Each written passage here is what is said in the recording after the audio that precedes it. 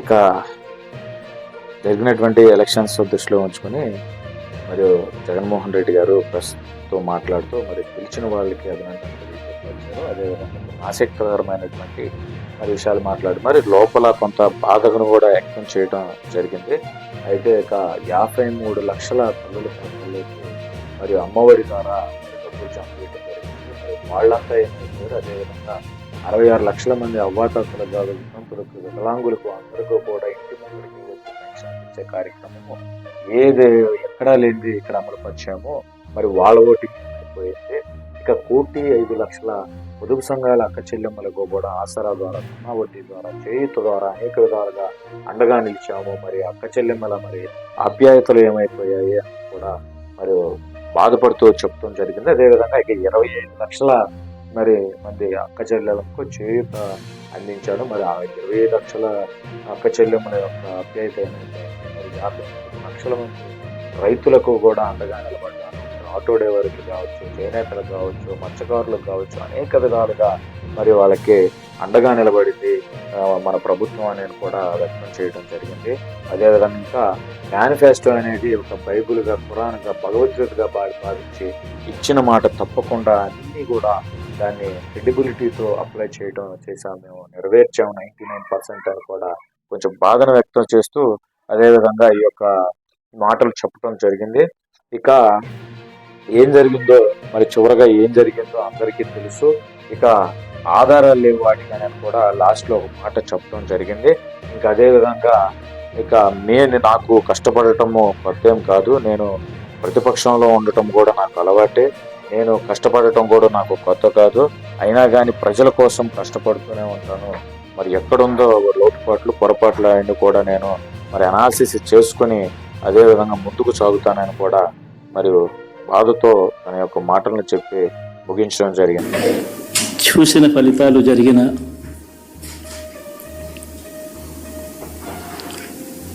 పరిస్థితులు చూస్తే నిజంగా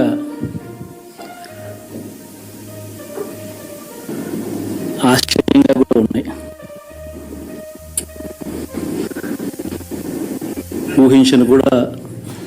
ఊహించలేదు ఇలా జరుగుతుందని, ఇలా వస్తాయని కూడా. బట్ ఎస్,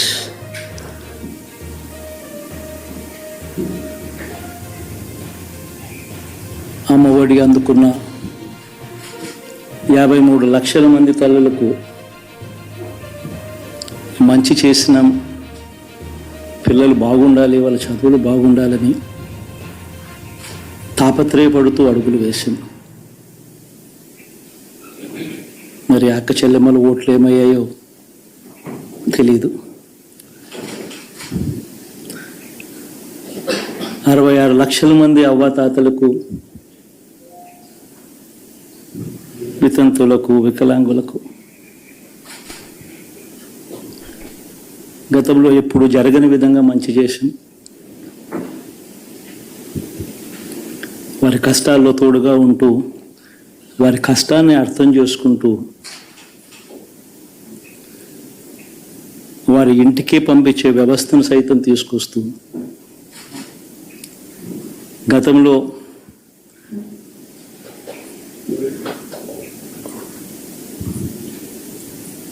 మా ప్రభుత్వం అధికారంలోకి రాకమునుపు ఇస్తా ఉన్న చాలని పెన్షన్ నుంచి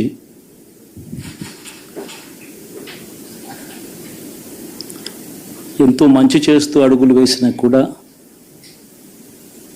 ఆ అవ్వాతాతలు చూపిన ఆప్యాయత ఏమైందో కూడా తెలియడం లేదు. దాదాపుగా 1,05,00,000 మందికి పొదుపు సంఘాల అక్క చెల్లెమ్మలకు మంచి జరిగిస్తూ వారి కష్టాలనే మా కష్టాలుగా భావిస్తూ ఇచ్చిన ఏ మాట తప్పకుండా అన్ని రకాలుగా వాళ్ళకు అండగా ఉంటూ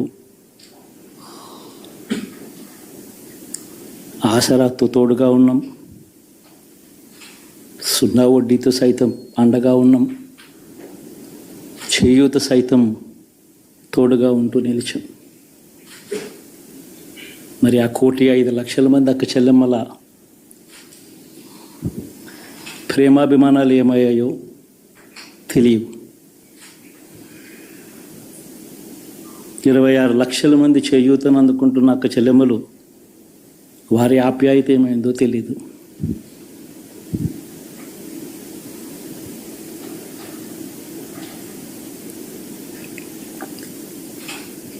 పిల్లల చదువుల కోసం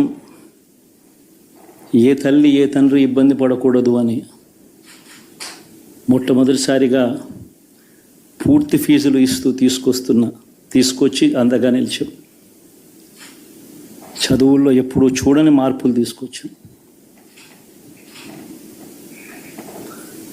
దాదాపుగా 12 లక్షలు మందికి సంవత్సరానికి మంచి జరిగిస్తూ ఆ పిల్లలు ఆ తల్లుల అభిమానం ఏమైందో కూడా తెలియదు.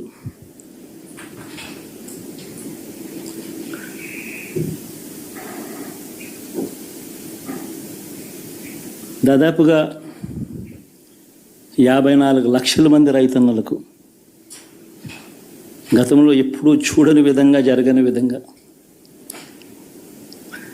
పెట్టుబడికి సహాయంగా అందించే కార్యక్రమం మొట్టమొదటిగా జరిగింది మన ప్రభుత్వం వచ్చాకే.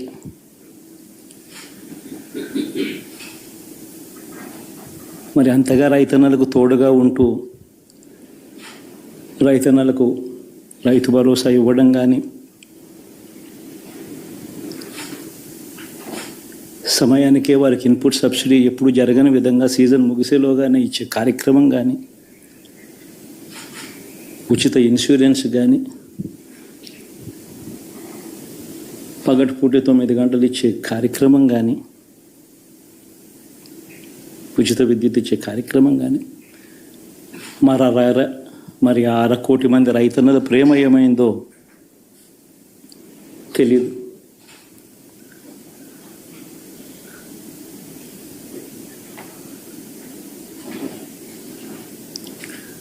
మరి ఇన్ని కోట్ల మందికి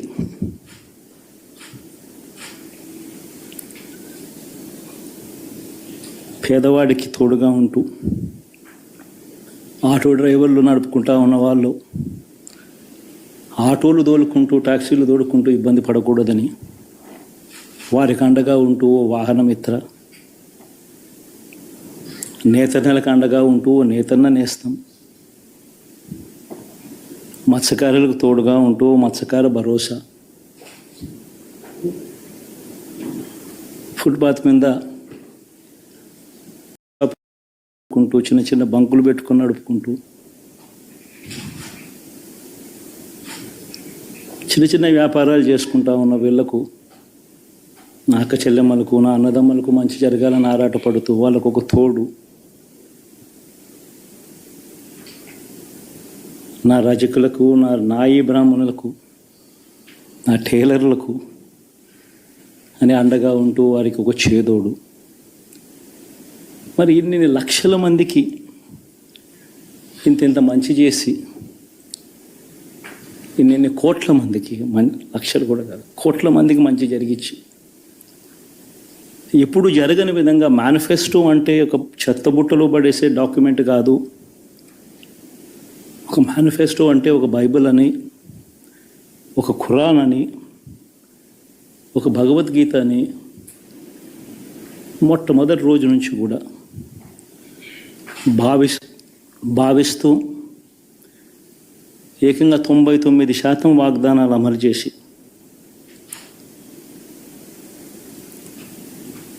అంతే చిత్తశుద్ధితో ఆ మేనిఫెస్టోను కూడా అక్క చెల్లెమ్మల ఇంట్లోకి తీసుకొని వెళ్ళి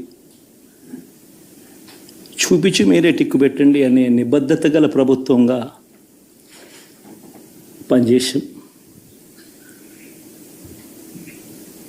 ఇప్పుడు జరగని విధంగా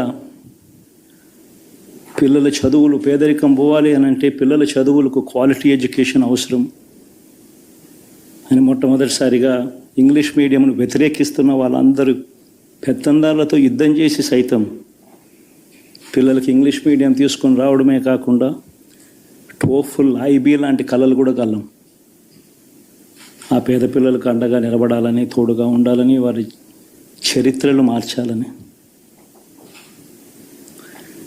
ఎప్పుడు చూడని విధంగా గ్రామ స్థాయిలోనే సచివాలయ వ్యవస్థ, వాలంటీర్ల వ్యవస్థ తీసుకొచ్చి ప్రతి ఇంటికి సేవలు అందించే కార్యక్రమం చేశాం. వివక్ష లేకుండా, కరప్షన్ లేకుండా దాదాపుగా 2,70,000 కోట్ల రూపాయల పైచిలకు ఇంటి వద్దకి అందించగలిగాం.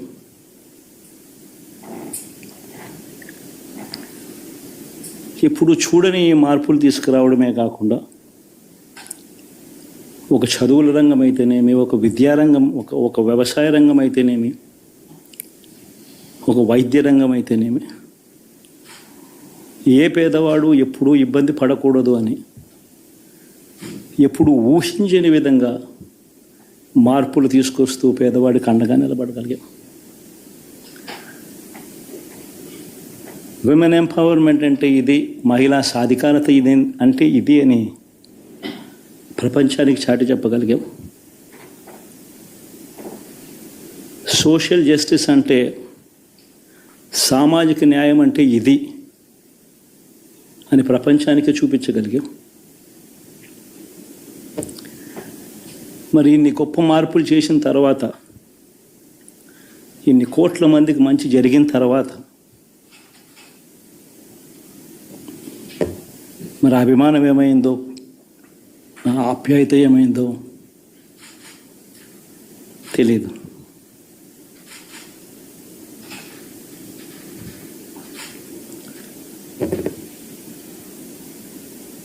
ఎవరో మోసం చేశారు, ఎవరో అన్యాయం చేశారు అని చెప్పి అనొచ్చు, కానీ ఆధారాలు లేవు.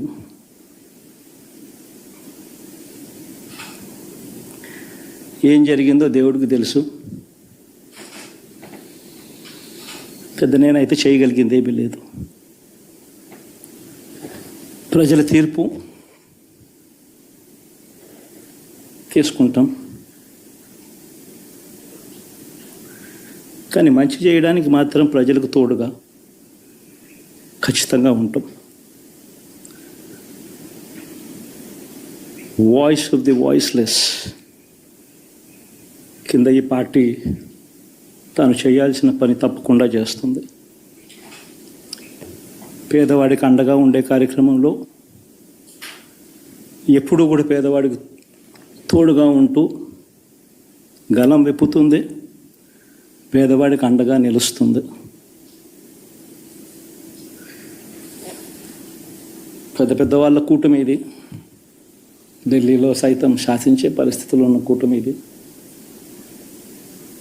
ఆ కూటమిలో ఉన్న బీజేపీకి, ఆ కూటమిలో ఉన్న చంద్రబాబు గారికి, ఆ కూటమిలో ఉన్న పవన్ కళ్యాణ్ గారికి, అందరికీ కూడా వాళ్ళ గొప్ప విజయానికి అభినందనలు.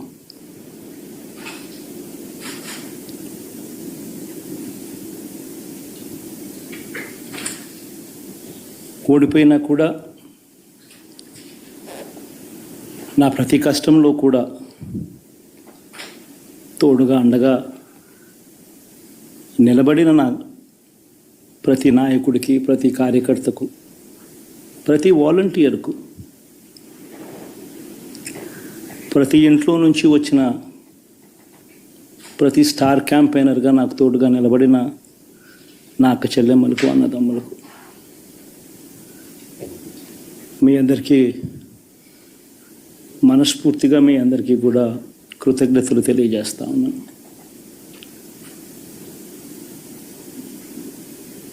ఏం జరిగిందో తెలియదు, కానీ ఏమి చేసినా, ఎంత చేసినా ఇంకా 40% ఓటు బ్యాంకు మాత్రం తగ్గించలేకపోయారు. ఖచ్చితంగా మళ్ళీ ఇక్కడి నుంచి లేస్తాం.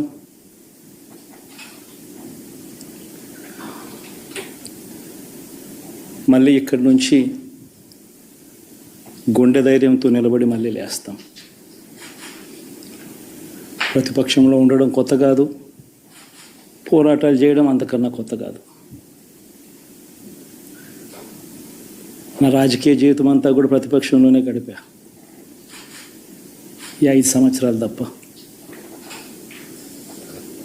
పోరాటాలే చేశా, రాజకీయ జీవితంలో ఎవడు చూడని కష్టాలు కూడా అనుభవించా.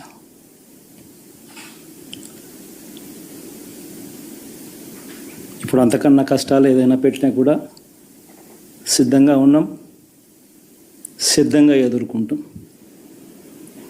ఆల్ ది వెరీ బెస్ట్ గవర్నమెంట్లోకి వచ్చిన వాళ్ళకు. Thank you.